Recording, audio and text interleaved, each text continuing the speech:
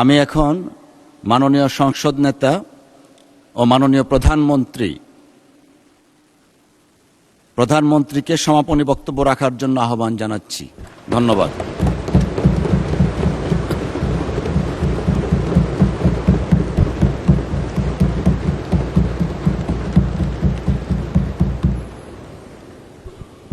বিসমিল্লাহির রহমানির রহিম।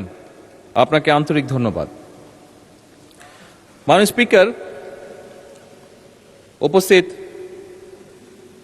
এই মহান সংসদের সকল সদস্যবৃন্দ, আমরা আজকে জাতীয় সংসদের দ্বিতীয় অধিবেশন এবং প্রথম বাজেট অধিবেশন শেষ করতে যাচ্ছি। অবশ্যই আমি মনে করি, একজন রাজনৈতিক কর্মী হিসাবে আমি মনে করি, একজন সংসদ সদস্য হিসেবে মাননীয় স্পিকার আমি মনে করি আজকে এই মুহূর্তে আমাদের এই মুহূর্তটি একটি ঐতিহাসিক মুহূর্ত। কারণ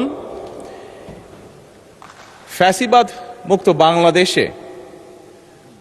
বাংলাদেশের মানুষের দ্বারা নির্বাচিত জাতীয় সংসদ বহু বছর পরে সেই সংসদে জনগণের সত্যিকার নির্বাচিত প্রতিনিধিরা আলোচনা করে একটি বাজেট পাশ করেছে।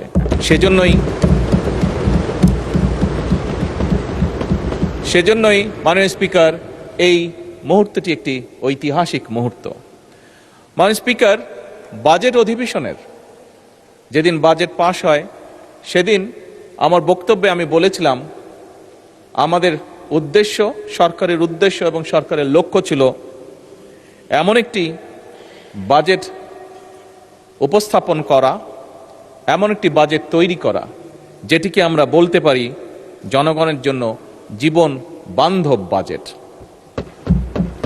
মাননীয় স্পিকার, অতীতে আমরা দেখেছি অধিকাংশ সময়, সব সময় না হলে অধিকাংশ সময়, বাজেট উপস্থাপনের পরেই বিভিন্ন রাজনৈতিক দল, বিভিন্ন সমাজের বিভিন্ন শ্রেণী পেশার মানুষ কিভাবে তাদের রিয়াকশনগুলো জানিয়েছিল। বাট এই বছর আমরা বাজেট উপস্থাপনের পরে বাজেট নিয়ে যে সকল সংগঠন বিভিন্ন সময় চুলচেরা বিশ্লেষণ করে থাকে, আলহামদুলিল্লাহ, আল্লাহর রহমতে তারাও বলেছে যে এই বাজেটটি অনেকটাই জনবান্ধব। এই